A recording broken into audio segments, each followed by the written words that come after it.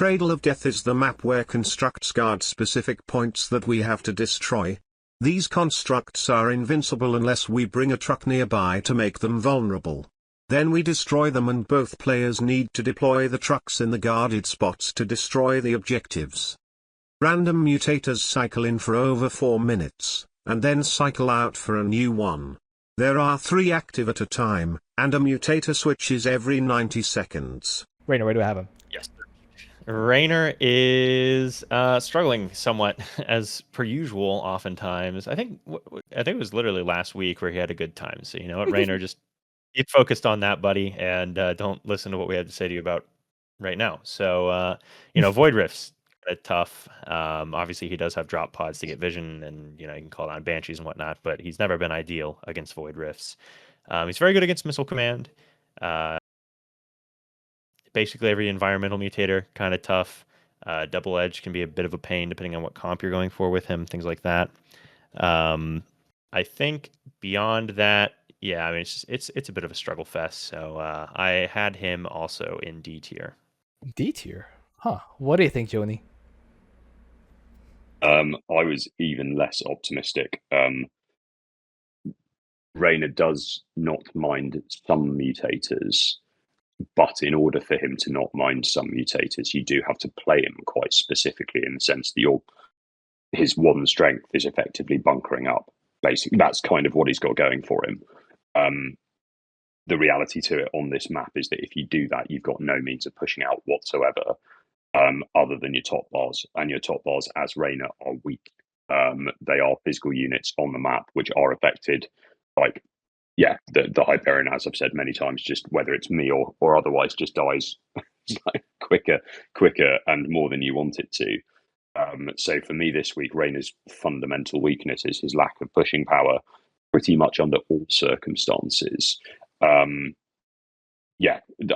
He is just someone that I could not come up with a combination of mutators in my head that he was even going to have a sort of semi-decent time against. I can give you one without the requirement.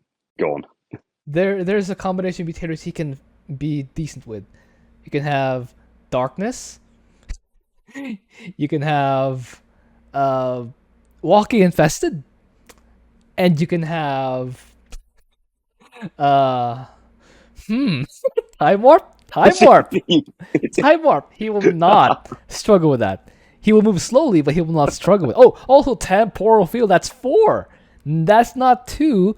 That's not 3. 4 mutators. Oh, Missile Command. He will also be fine against Missile Command. There we go. 5. That's 5.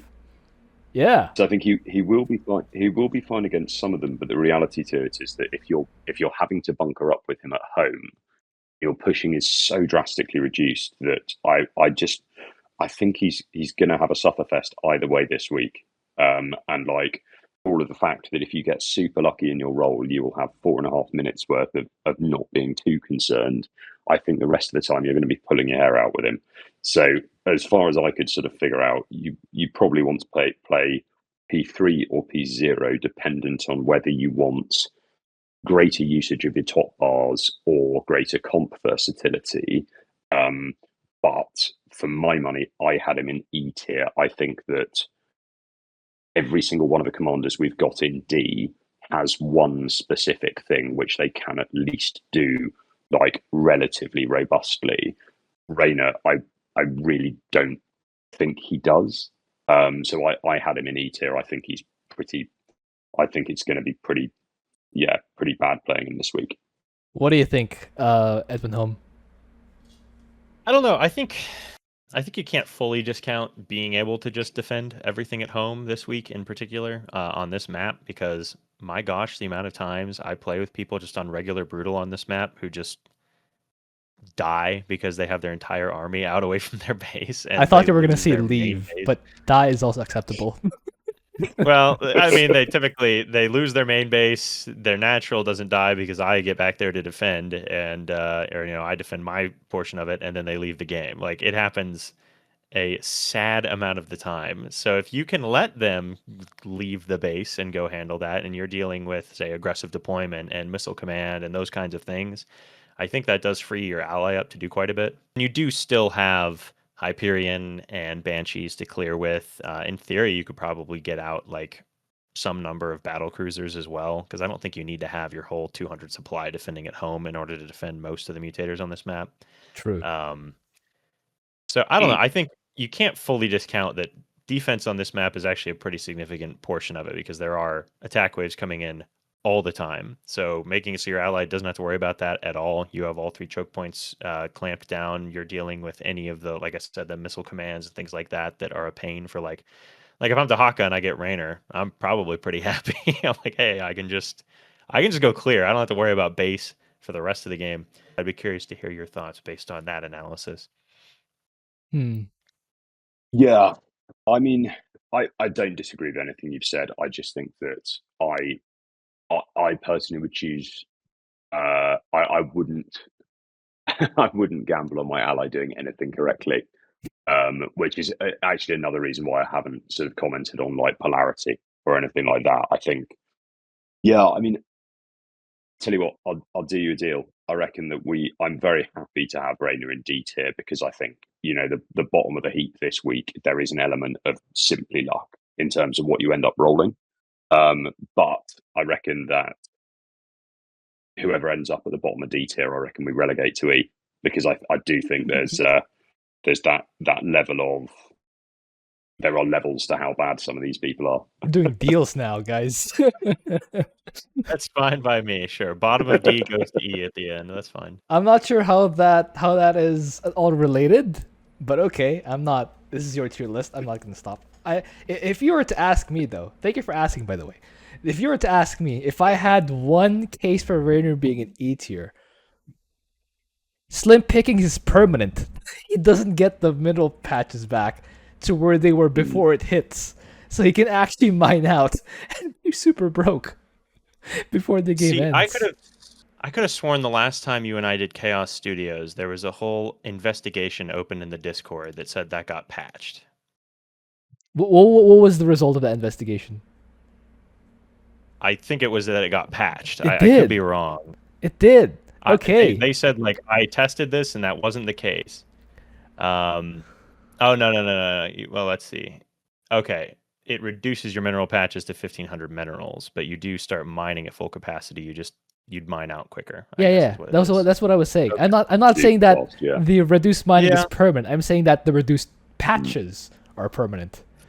I see. I don't know. Do you mine out 1,500 before you can get the map done? Maybe. I mean, yeah. The usual is 2,500, right? 2,500. So it's reduced by 4,300, I think. My Donnie. So you definitely could mine out, but again, if you're just defending at base and you're mainly using the Hyperion for pushing and clearing, you shouldn't be losing all that much. Obviously, I'm just you're not giving doing you guys. I have 10 orbitals and I'm spamming bio, but yeah, I'm fine with E. Let's just go E.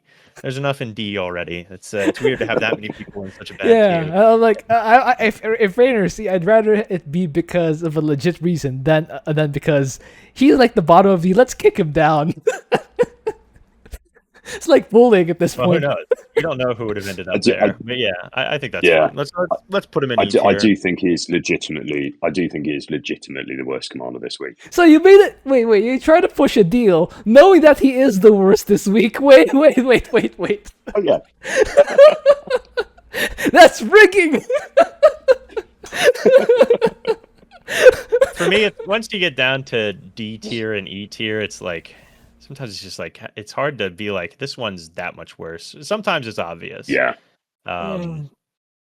This week it's like, well, it's hard because it's like you don't have these 3 mutators and it's easy to like stack them up against each other. It's like it could be, I mean, there's however many 21 factorial mutator combinations or whatever, so it's a little hard to be. I totally agree. It is slightly like finger in the air this week on some of this stuff. Yeah. Let's go E tier. For the record, it's not 21 factorial. It's like combination of... Is it 21? 21 taken 3. It's not 21 factorial. True. Yeah. Never do math on stream. Basic lesson. It's worse than 21 factorial, folks. 21 factorial would be bad enough, okay? Okay. I'm not gonna argue. I was about to say something. Anyway, Raynor, E, right? We're kicking that E because we're bullies. evil people. Yes. Yes. Yeah. He didn't even argue that we're putting that evil because he's No hesitation. we just fully accepted that we're bullies and bad people. Anyway, I'm just trying to get him buffed. It's for his own good. that's what you should have said. Yeah, you shouldn't have agreed to be a bad person. Let's move on. My Donnie.